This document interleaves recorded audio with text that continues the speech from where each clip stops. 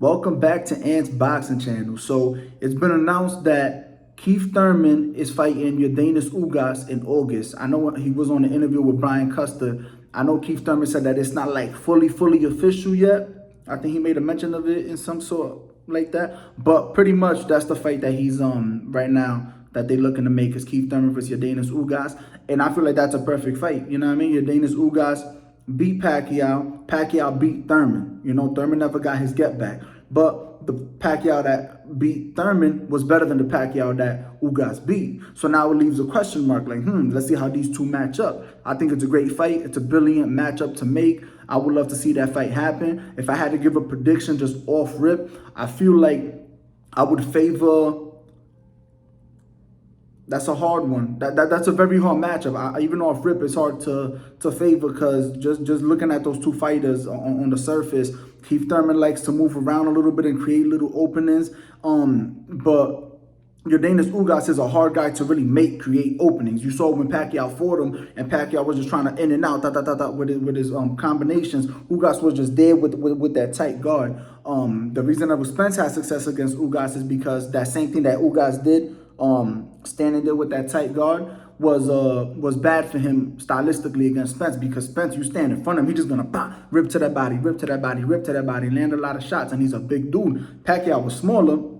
He don't got the strength and the power that Spence has, so he wasn't able to really rip through the guard and get enough punches in between. Keith Thurman is somewhere in between the two. He's not as small as Pacquiao, but he's not as big as Spence.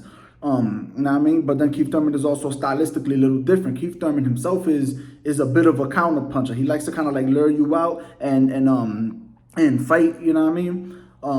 I feel like he likes to create openings, you know what I mean? He likes to create his openings and kind of crafty with it. But Keith Thurman got a lot of power. Keith Thurman got good speed. Keith Thurman does have good footwork. But that matchup is very interesting because I can also see Ugas just being there with that guard, and Ugas is a really good counterpuncher. So making it hard for Thurman to really get through in certain occasions, and then just scoring good little shots on Ugas. And Ugas is a tough dude. Ugas is strong. Ugas is tough. Ugas got good chin. You know, Spence, I mean, I know he, like busted Ugas up, but he never really had Ugas like wobbled. Pacquiao never had Ugas wobbled. Porter never had Ugas wobbled. Well, Ugas is a very durable dude. Very interesting matchup. I think it's one of those matchups where they don't have no belts, but when they fight,